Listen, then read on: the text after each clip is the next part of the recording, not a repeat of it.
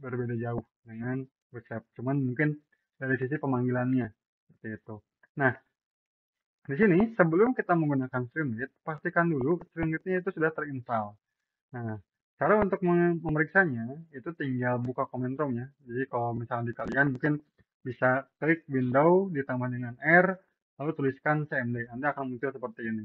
Nah, kita bisa memeriksa dulu versi dari Streamlit yang terinstall di komputer kita. Caranya tinggal pip show Streamlit. Nah, seperti ini ya. Jadi tinggal nunggu proses, dia akan memeriksa versi Streamlit yang terinstall di komputer kita. Nah, agak lama ya. Soalnya ini baru dinyalain lagi komputernya. Agak lama. Nah, biasanya kalau di versi-versi yang terbaru itu ada di versi 1.41 kalau tidak salah. Nah, kalau di saya ini di versi 1.37 kalau nggak salah juga ya. Ini cukup lama juga ya. Nah, saya 1.37. Kalau versi yang baru itu di 1.41 kalau tidak salah. Nah, pastikan ini sudah terinstall. Kalau misalnya ada yang belum menginstalnya, ya perintahnya sama ya.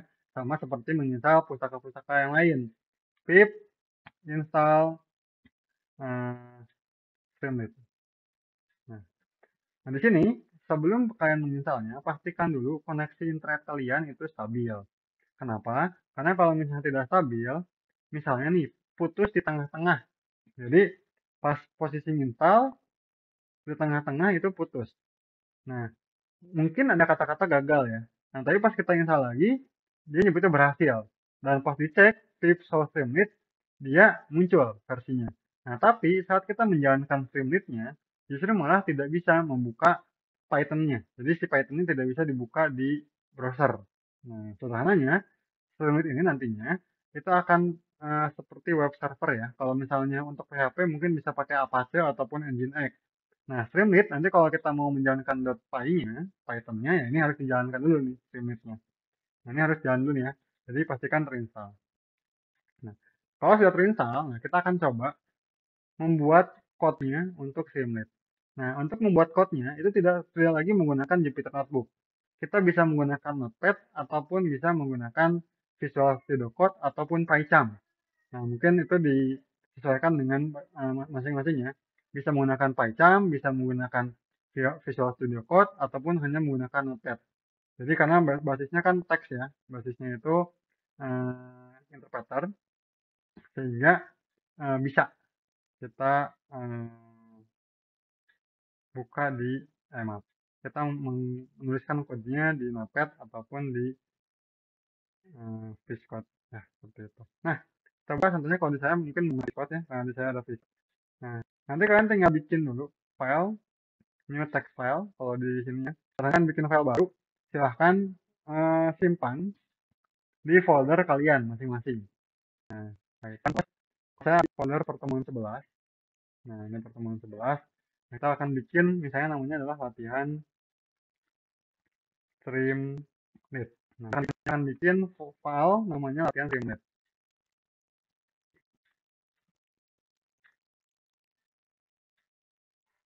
Saya simpel folder latihan pertemuan 11 dan latihan Streamlit. Ini adalah nama filenya.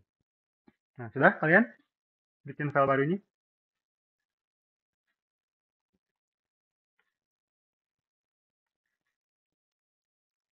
Sudah, oke. Nah, ya perbesar dulu. Nah, di sini seperti biasa, kalau misalnya kita baru menggunakan sebuah tools atau membuat bahasa pemrograman baru, ya kita akan buat dulu Hello World.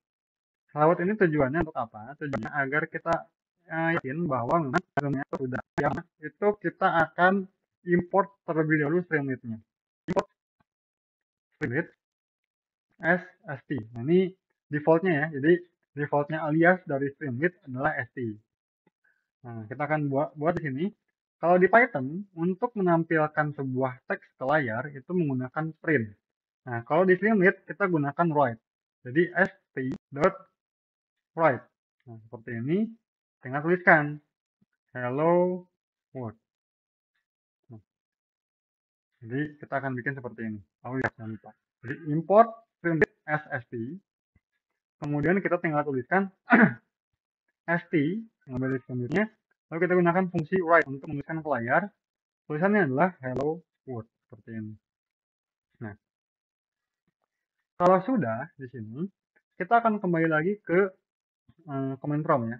Kita kembali ke prompt di sini. Nah, ya, kalau sudah, kita ke command prompt.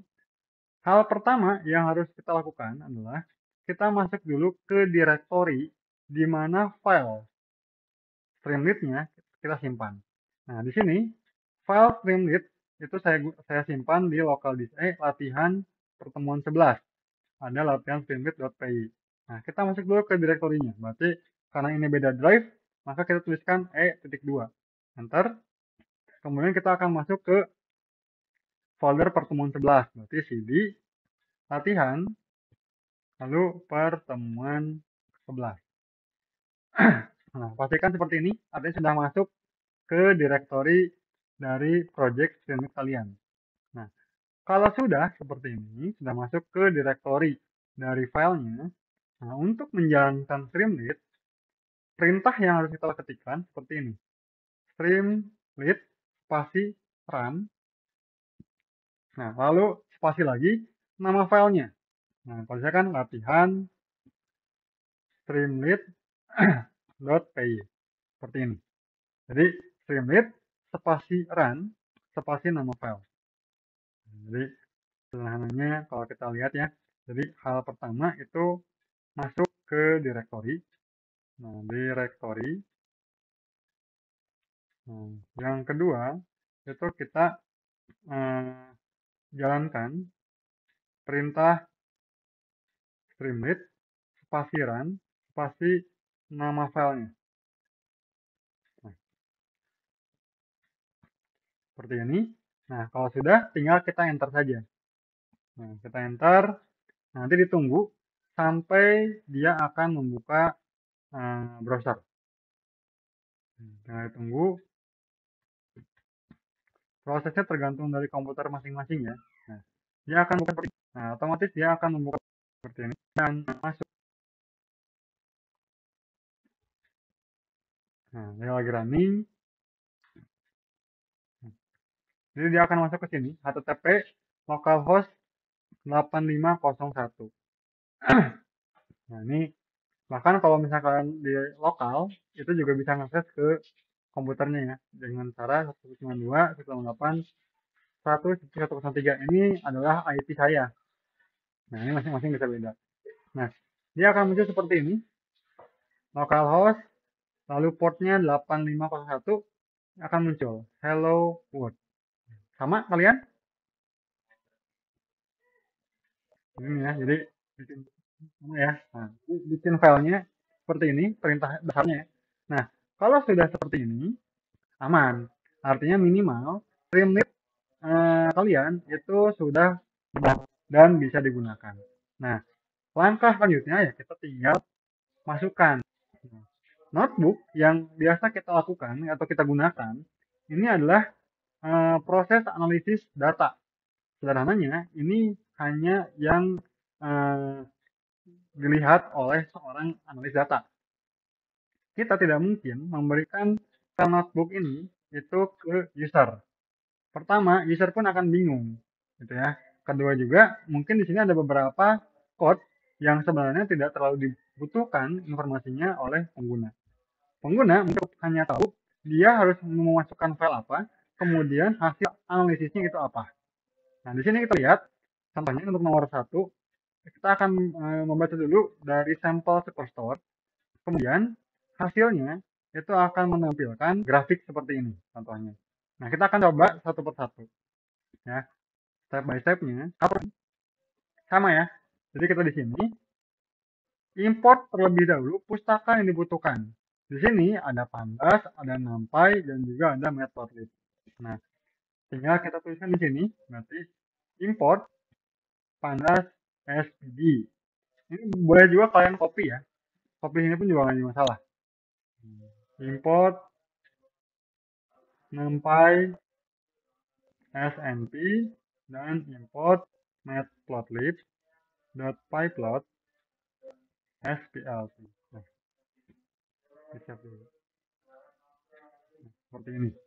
Ya kalian copy pun nggak jadi masalah ya, di copy dari sini. Karena nanti langkah-langkah selanjutnya kita akan lebih banyak melakukan copy dari file Jupyter atau file notebooknya ke dalam file Streamlit-nya.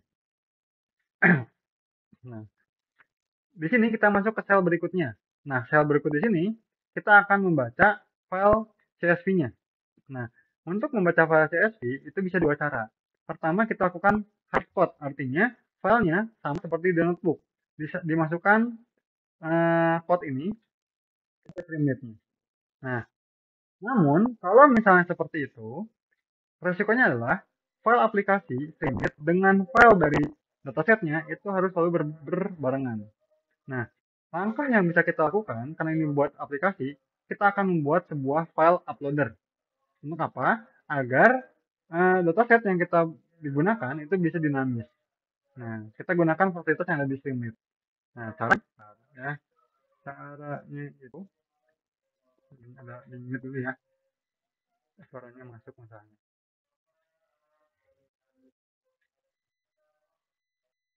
Kayak Andrian, saya mute dulu ya. Nah, kita lanjut. Nah, kita gunakan fasilitas yang ada di Streamlit. Caranya pertama, tuliskan file. Misalnya ini nama variabel ya, jadi bisa bebas. st.file uploader. Kita tuliskan misalnya unggah file CSV seperti ini. Nah, lalu kita tuliskan parameter untuk tipe datanya. Nah, tipe datanya itu adalah CSV seperti ini. Jadi kita akan buat sebuah variabel file yang mana file ini dia akan mengupload sebuah file baru. Nah, kalau misalnya kalian tidak menuliskan tipe di sini, maka semua tipe data di filenya itu bisa di-upload. Misalnya kalian mau ngupload gambar, ngupload Word, dan sebagainya itu bisa. Tapi kalau kita tuliskan tipe CSV, maka yang bisa kita upload itu hanya file CSV. Seperti itu ya. Nah, langkah selanjutnya adalah sama seperti ini. Data sama dengan pd.read.csv. Nah, sampel superstore.csv ini kan file path ya. Artinya lokasi di mana file itu disimpan.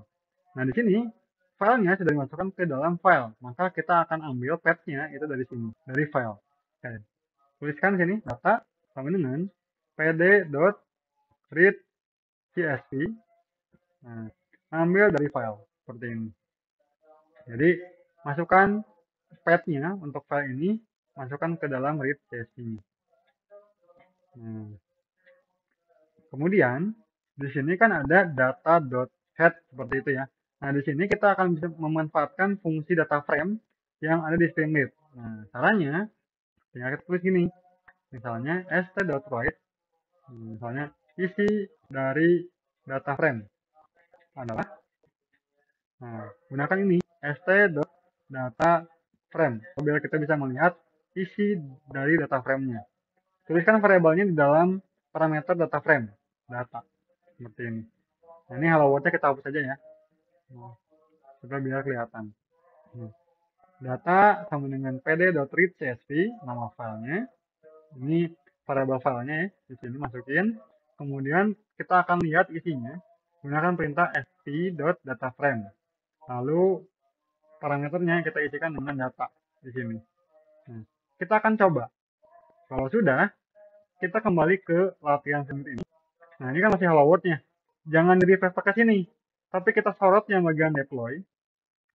Nah, ada tulisan, ada rerun, ada always rerun. Nah, tujuannya untuk apa? Rerun ini hampir sama kayak refresh ya. Kalau always rerun di sini, setiap ada perubahan di code-nya, maka dia akan otomatis running ulang. Nah, kita ketik saja, kita klik saja always rerun. Kalau kita klik, nanti dia akan refresh ya. Ini sederhananya supaya biar tidak meload satu halaman, tapi hanya meload yang berubahnya saja. Gitu. Jadi kalau misalnya ada code yang berubah, itu dia akan masuk gitu ya. Nah, itu hot reload gitu. Nah, ini Sepertinya komputer saya agak lama ya. Harusnya sih jalan langsung. Apa kita bayangin sambil nunggu loading. Nah, besok. Tapi belum beres ya. Ini masih running juga nih. Nah, sampai beres ya. Nah, kalau lihat sini, oh ternyata dia ada error. Nah, ingat kembali karena kita bikin aplikasi dan bukan menggunakan notebook, error-error seperti ini pasti akan mungkin sering kalian lihat. Hal ini kenapa terjadi? Karena kita lihat di sini, data PD read CSV file. Filenya belum ada, sehingga ya dia pasti akan error. Nah, supaya biar tidak tampil seperti ini, kan biasanya artinya tampilan juga. Jangan sampai user nyangkanya error, padahal ini bukan error, gitu ya. Nah, kita tinggal tambahkan validasi. Nah, di sini tinggal tambahkan validasi. Sebelum dia membaca data frame-nya, nah, validasi dulu.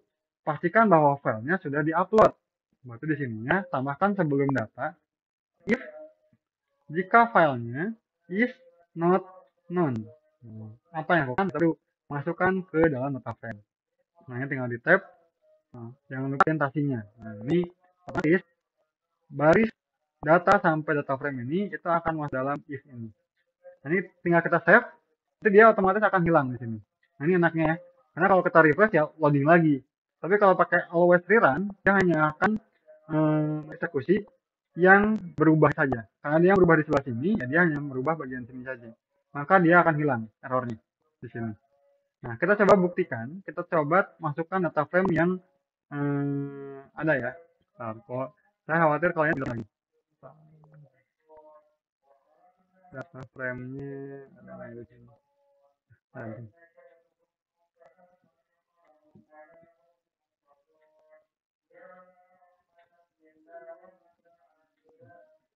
oke, set. Nah, ini data frame-nya bisa diambil di sini.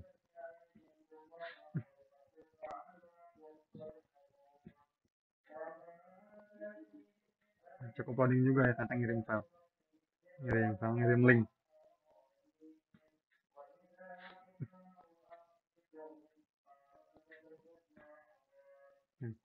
Nah, ini sampai saya contohkan ya. Jadi kalau kita tambahkan data frame-nya, sampel superstore, kita akan muncul seperti ini, isi dari data frame. Ini running lagi. Ini cukup loading juga nih. Ngirim file. Kalian.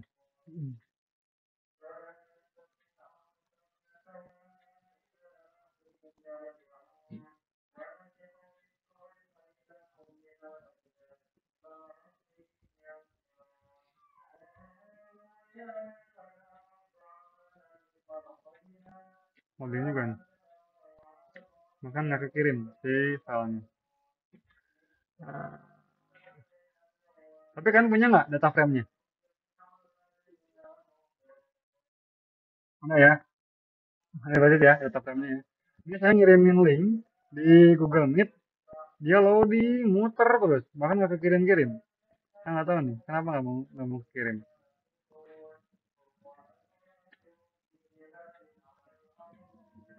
Nah, kalau misalnya Adrian punya mungkin bisa dikirim ya ke teman-temannya, bisa via Telegram ataupun via WhatsApp. Oke ya, kalau misalnya belum ada ya nggak apa-apa, kita ketik aja dulu, gitu ya. Soalnya ini masih loading juga di Google Meet-nya, masih belum bisa kirim. Oke, kita lanjut lagi ya. Di sini selanjutnya, nah kita buka lagi di sini. Di filenya, nah ini kan sama ya, sama saat kita masuk frame dan juga data.head. Nah ini analoginya hampir mirip seperti itu. Nah cuma bedanya kalau di streamlit, ya ini data frame-nya kalau di sini kan cuma sebagian ya, mungkin cuma 5 atau kalaupun bisa banyak pun dia akan banyak ada limit kayak gini nih. Nah nggak bisa semuanya, langsung di skip ke 5 terakhir. Jadi 5 teratas atau beberapa teratas di skip, lalu yang di bawahnya. Kalau sini ini bisa semuanya. Kita bisa analisis dari yang data pertama sampai data terakhir. Nah, bisa kita lihat semuanya. Nah, kita lanjut lagi di sini. Nah, kita lihat di sini. Nah, di sini setelah bagian load data frame dan dipastikan sudah berhasil, langkah selanjutnya adalah untuk memeriksa info. Nah, info di sini untuk periksa struktur datanya ya. Nah, di sini kita nggak perlu memasukkan ini ke dalam Streamlit. Kenapa? Karena user nggak butuh. Ini hanya bagian kita sebagai data analis untuk mengecek struktur datanya. Nah, ini nggak perlu dimasukkan. Kemudian ini pun sama untuk memeriksa nilai nol dan juga untuk memeriksa data duplikat. Kecuali kalau misalnya di posisi nilai nol dan duplikat ternyata ada nilai nol dan ada nilai duplikat, maka proses untuk menghilangkan nilai duplikat, proses untuk mengisi nilai nol itu yang dimasukkan ke dalam Streamlit. Tapi kalau untuk bagian pemeriksaannya itu tidak perlu, gitu ya. Nah, karena di sini untuk nol dan juga untuk duplikatnya kosong, maka kita bisa langsung loncat ke pembahasan soal. Nah, di soal di sini kita lihat hal pertama adalah ubah tipe data dari order date. Nah, yang kita copy di sini itu tidak perlu sampai data.info. Cukup bagian proses perubahan tipe datanya. Berarti bagian sini kita copy. Ini kita copy. Nah, kita pastikan di sini.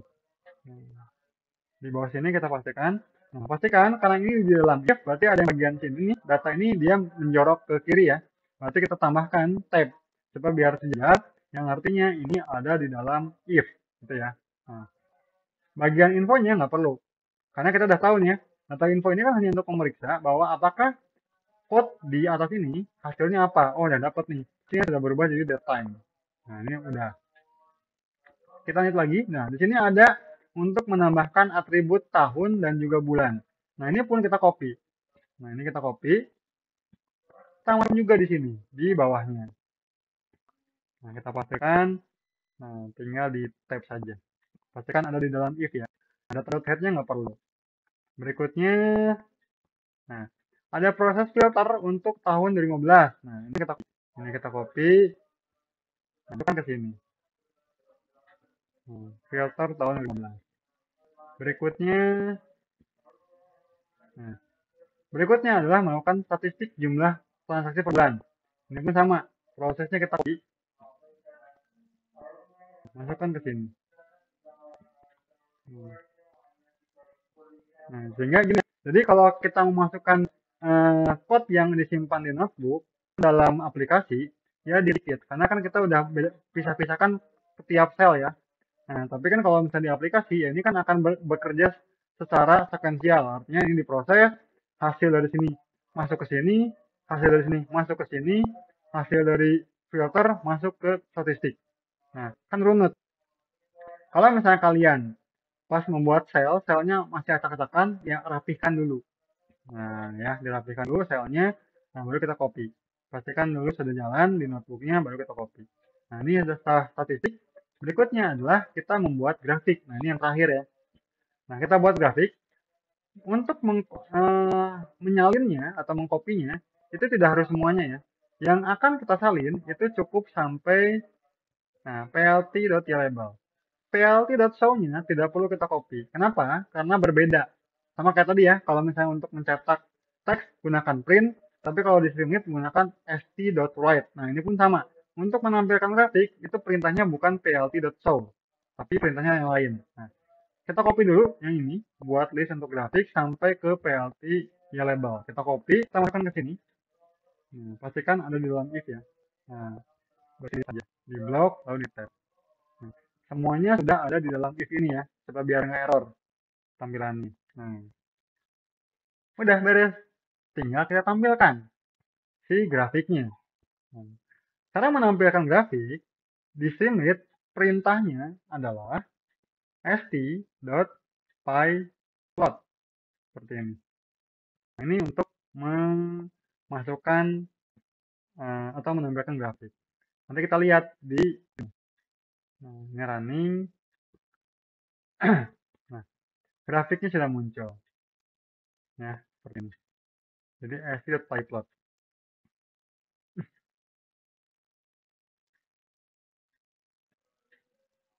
Aman? Bisa? Ya. Nah, ini kita abaikan dulu errornya ya. Nah, error di sini, ini kenapa nih ada error? Ini sebenarnya bukan error, tapi lebih ke warning. Kenapa ada warning? Di sini dikatakan, kalau kita mengcalling st.pyplot tanpa ada figur, nah resikonya apa? Karena kita ada kemungkinan di satu halaman itu memiliki lebih dari satu grafik. Kalau kita gunakan st.pyplot, grafik yang selanjutnya itu akan error. Error di sini artinya bisa jadi grafiknya tidak tampil atau grafiknya akan tumpang tindih dengan grafik yang pertama. Nah, ini resikonya. Tapi kalau grafiknya cuma satu, pakai ini pun bisa aman. Tapi ya akan muncul seperti ini. Nah, dia minta gitu ya, untuk versi yang sekarang ternyata harus ada figur. Nah, figur lalu aksis. Ini asumsinya kalau kita analogikan ini ya, kalau kita buka pen ya. Jadi, nah di sini nih. Nah, perintahnya adalah figur atau fig, x. Ini adalah variabel, artinya boleh kalian variabelnya namanya bukan fig dan bukan x. Tapi urutannya harus seperti ini. Nah, di sini contohnya, figur itu dia akan membuat sebuah kotak. Nah, ini adalah figur. Nah, di dalam figur kita akan membuat sebuah grafik. Nah, grafik disimpan ke dalam variabel x di sini. Nah, dia akan bikin kotak lagi di sini, di dalam figurnya. Nah, contohnya di sini, kalau di sini contohnya x scatter ya. Kalau di kan pakai bar, berarti kan x dot bar. Nanti dia akan bikin bar chart di sini. Nah, ini asumsinya bar chart ya. Nah, nanti kalau misalnya kita mau menampilkan perintahnya menggunakan sk.pyplot, nah kita panggil si figur yang ini. Nah, figur ini kita panggil. Nah, kalau misalnya kita mau bikin grafik yang baru, ya kita gunakan perintah lagi yang sama, fig, x. Nah, nanti dia akan bikin lagi kotak. Nah, dia akan bikin lagi kotak. Nah, nanti di sini, misalnya pakai yang pie chart, Pak. Nah, dia bikin x di sini, yang bentuknya pie chart. Nah, misalnya bentuk lingkaran ya, kayak gini. Nah, sehingga fungsi di sini, dia tidak akan saling mengganggu. Kalau pakai pyplot, ini tanpa menggunakan eh, variabel di sini, ya dia hanya langsung bikin grafik seperti ini. Ada kotak seperti ini, ada grafik. Nah, resikonya pas grafik yang kedua, karena ini juga berupa grafik. Nah, resikonya bisa jadi nggak tampil, atau pas tampil dia gini nih. Ini yang pernah saya lakukan. Pas bikin dia jadinya ada pie tapi ada barnya. Nah, bar ini dia muncul contohnya untuk yang di-expose. Kalau kita bikin pie chart yang ada pemisah gitu ya. Jadi bikin pie chart yang gini ya. Bentuk pie chartnya gini. Nah, kan pernah tuh ada yang kayak gini nih. Nah, kita pengen kayak gini. Nah, dia yang bagian sini, itu dia malah jadi bar. Kenapa? Karena dia ngikutin dari sini. Itu resikonya. Nah, jadi kita akan rubah menggunakan format yang sesungguhnya atau yang benernya ya. Yang digunakan untuk Matplotlib versi sekarang. Nah, tinggal kita rubah beberapa bagian di sini. Nah, sebelum bagian membuat grafik, di sini kita akan buat dulu. Nah, buat sebuah kotak figur dan aksisnya. Berarti fig, x. Sama dengan plt.subplot. Nah, subplot. Nah, berikutnya, untuk perintah barnya, bukan plt.bar, tapi kayak ini, pakai x di sini contohnya. Berarti di sini kita ganti jadi x. X, ikutin ini ya. Kalau di sini kalian bikinnya A misalnya atau grafik bar, ya berarti ini pun jadi grafik bar. Ingat ini variabel jadi boleh bebas ya. X bar, titelnya pun sama, ganti jadi X title, ini X ya label dan ininya X ya label. Nah, di pemanggilan st.pyplotnya kita masukkan fig-nya. Fig, good, seperti ini. Nah, kalau kita save, Pak, malah jadi error, Pak. Nggak tampil apapun. Tenang. Di sini, kenapa hal itu terjadi, Oni? Nah, kenapa ini terjadi? Pas kalian nulis X title, X label, X ya label, ini kan perintah dari Matplotlib. Kalau kita gunakan X di sini atau X di sini, nah title ini kita tambahkan set underscore title. X labelnya tambahkan set underscore X label. Yang Y labelnya itu pun sama, tinggal tambahkan set Y label. Nah, kita save, nanti dia akan muncul sendiri di sini. Nah, muncul ya. dan lebih rapi. Artinya tidak ada lagi warning ya di sini. Oke, sama kalian? Andrian gimana? Errornya gimana?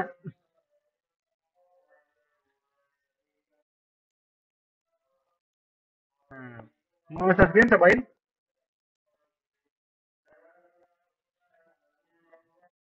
Coba share screen biar kita coba cek errornya di mana.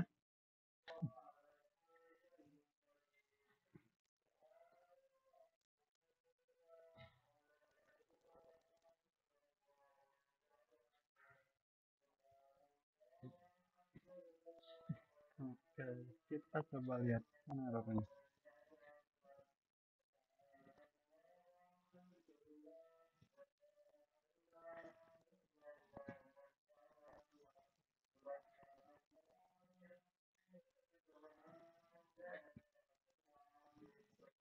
Ada Andrian, mana? Udah muncul Pak tampilannya.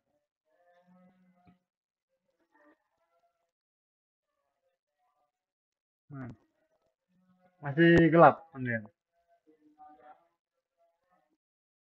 Ya, di saya sih masih gelap ya.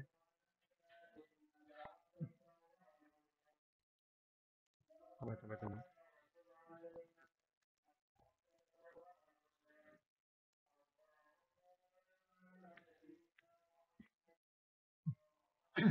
Belum, masih loading. Nah, muncul. Oke, tapi ngeblur ya. Apa namanya? Oh, udah muncul kelihatan. Fix. Coba lihat code-nya. Itu kurang S. plt.subplot kurang S. Belakangnya. Nah, subplot. Nah, nah itu. Coba saya. Bisa ya? Oke. Sip. Aman ya? Oke, boleh stop. Boleh stop. Sip, aman ya. Ini kadang-kadang memang harus eh, hati-hati ya. Kalau Python itu dia kayak sensitif. Nah, makanya kenapa enaknya kita menggunakan Python ataupun Vscode karena mereka punya pustaka untuk Python-nya. Biasanya akan autocomplete-nya ada gitu. Jadi kurang F gitu ya. Nah, bisa ya berarti ya. Nah, sederhananya, nah ini sudah kita start yang soal pertama. Gampang kan? Gampang ya? Harusnya gampang. Karena sederhananya saat kita bilang notebook dimasukkan ke dalam Streamlit untuk jadi sebuah aplikasi, itu setiap prosesnya tinggal di copy. Gitu ya. Untuk tampilan-tampilannya ya kita harus menyesuaikan dengan Streamlit-nya. Gampangnya kayak gitu. Ya kayak gini pun juga kan kalau bisa perlu ya tinggal tampilkan saja. Berarti kan yang dibentuk ke data frame, berarti kan st.dataframe data 2015 atau st.dataframe dalam kurung misalnya pengen head pak, berarti data 2015 head kayak gitu yang masukin dalamnya gitu ya. Nah, langkah selanjutnya ya ini kan baru memasukkan dari notebook murni ke Streamlit. Nah, kalau kita bikin aplikasi ya kan harus user friendly ya. Nah, salahnya user friendly di sini ya supaya biar user pun juga lebih nyaman untuk menggunakan aplikasi kita. Nah, sebagai contoh di sini mungkin saya contohkan kalau kita bikin sebuah tab ya. Karena kalau di sini kan bentuknya ke bawah terus nih. Nah, kita akan bikin tab di mana tab pertama itu untuk mengunggah file, tab kedua itu untuk menampilkan grafiknya. Nah, kita masuk. Nah, di sini kita akan bikin sebelum di file ya, ini supaya biar tahu ini aplikasi apa sih nih. Nah, sebelum di file kita tambahkan title st.title title misalnya aplikasi analisis sampel super kayak gini supaya biar ada muncul nah namanya ya, jadi minimal user tahu ini aplikasi analisis sampel superstore ini. Nah kemudian bikin tab. Nah untuk membuat tab di mana tab satu akan berisi ngupload file, tab kedua akan berisi grafiknya. Nah, kita bikin di sini.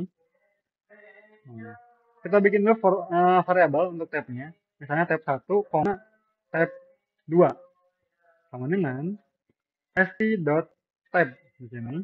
Kita ambil, lalu gunakan kurung buka tutup karena memanggil fungsi. Nah, kita akan buat di sini nama untuk tab 1 dan nama untuk tab 2. Nah, karena ada dua tab, berarti kita gunakan list di sini. Nah, ada dua ya.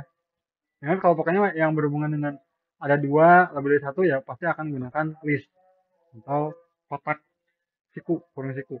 Nah, misalnya yang pertama adalah upload atau unggah ya. Nah, unggah file. Nah, yang kedua itu kita masukkan misalnya analisis data, nah kayak gini. Nah, nanti file ini itu ada di dalam tab 1. Nah, caranya kita bikin with tab 1.2. Nah, si file sampai data frame-nya ini kita tab saja. Tab. Nah, otomatis tab 1 akan berisi file sampai sini. Nah, tab 2 begini ya. Nah, ini misalnya bawahnya kita kasih with tab 2. Tab 2. Nah, kita save aja. Nanti dia merubah.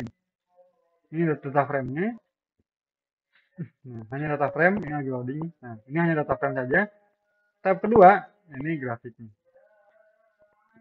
Nah, jadi lebih compact ya, gampangnya lebih compact ya, sehingga user pun juga nggak perlu scroll terus ke bawah. Dia cukup main di sini. Misalnya nih, kalau saya pengen lihat analisis datanya yang mana nih? Kalau kita klik di sini, oh ini nih hasil dari analisis datanya.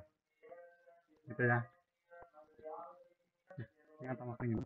Jadi sederhananya ya kalau kalian sedang memindahkan yang ada di notebook ke dalam aplikasi, baik itu menggunakan Filmit ataupun pustaka yang lain, ya sisanya tinggal tampilan. Artinya tinggal kalian berkreasi supaya biar tampilannya itu lebih menarik untuk pengguna.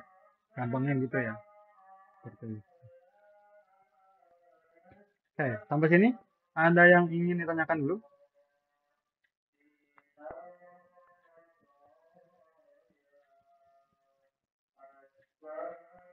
Ada atau ada yang error? Aman? Andrian aman? Oke. Nah, jadi tinggal kalian berkreasi. Tapi bukan berarti terus kenapa Pak ada integrasi dengan database. Python itu powerful untuk data ya, artinya untuk machine learning itu cukup baik. Nah, kalau misalnya kalian menggunakan PHP, ya ribetnya pas kalian akan analisis menggunakan machine learning, ya code-nya akan panjang. Nah, kalau pakai Python, code-nya kan sederhana. Gitu. Jadi tujuannya bukan benar-benar murni hanya bikin CRUD. Sebenarnya untuk ngambil, lalu dianalisis, hasil analisisnya mungkin bisa dimasukkan lagi ke database. Nah, kayak gitu tujuannya. Itu bisa dicobain. Jadi ya ini ya, jadi tugas besarnya nanti kalian pelajari Streamlit, nanti kalian deploy sampai seperti ini. Nah nanti di UAS-nya itu kalian tinggal presentasi, kirimkan linknya ke saya, link dari Streamlit. Karena di sini pun juga saya bisa langsung melihat filenya. Nah, filenya itu disimpan di GitHub.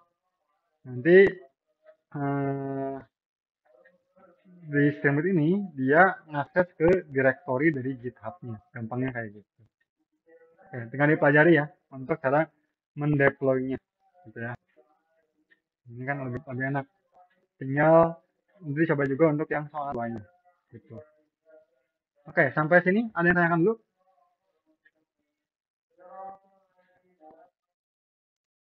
Oke, bagaimana?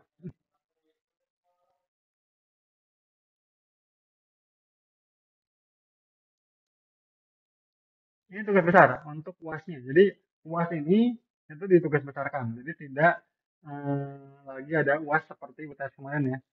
Karena kan kurikulum kita itu kan OBE ya. Jadi OBE itu ya harus tidak lagi ada ujian-ujian lagi tertulis, tapi lebih ke langsung ke praktisnya gitu.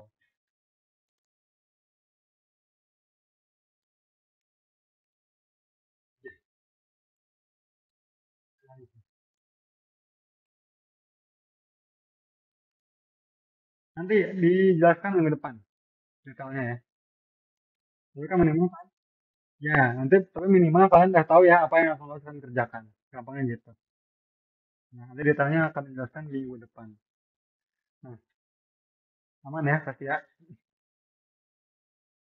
Oke, sama-sama. Nah, ada lagi?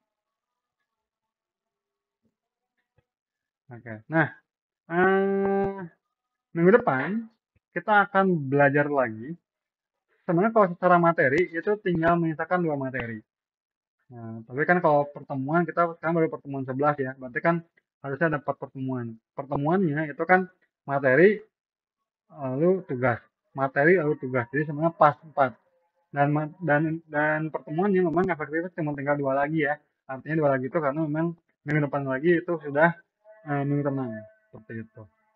Nanti akan dijelaskan. Nah, minggu depan kita akan mempelajari tentang machine learning. Kita akan mencoba untuk menganalisis data yang tidak terstruktur dan data yang semi terstruktur. Nah, dua lagi tuh. Yang tidak terstruktur kita akan coba analisis data gambar atau citra. Data yang semi terstruktur kita akan coba menganalisis teks. Nanti kita akan bikin machine learning. Nah, nanti pertemuannya, kalaupun misalnya kita akan bertemu di lab, saya minta untuk membawa laptop masing-masing. Kenapa? Karena saya pastikan tidak mungkin bisa kita eksekusi di komputer lab ataupun di komputer masing-masing. Komputer masing-masing itu tujuannya hanya untuk mengakses Google Colab. Jadi kita akan memanfaatkan Google Colab untuk membuat model machine learning ini. Karena kalau kita bermain machine learning itu membutuhkan iterasi dan juga membutuhkan komputasi yang kuat gitu ya. Jadi harus bagus juga. Karena kok saya pernah nyoba di saya sendiri itu untuk iterasinya cukup lama, lama sekali seperti itu. Jadi nggak mungkin kalau kita mempelajarinya menggunakan komputer lab ataupun komputer sendiri. Jadi komputernya itu hanya untuk mengakses Google Colab kayak gitu. Ya, oke, aman? Hmm, ini ya, soal aman. Nah, untuk absensi itu silahkan kalian tuliskan NIM kalian itu di kolom chat sekarang. Cukup NIM-nya ya.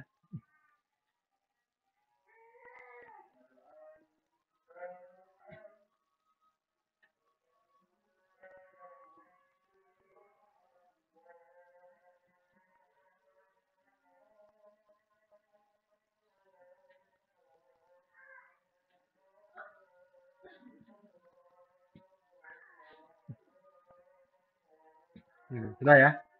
Oke, jika tidak ada yang tanyakan lagi, karena waktunya juga sudah habis, terima kasih untuk kehadirannya. Mohon maaf jika terdapat kekurangan ataupun terdapat kurang berkenan bagi kalian. Saya akhiri pertemuannya. Wassalamualaikum warahmatullahi wabarakatuh.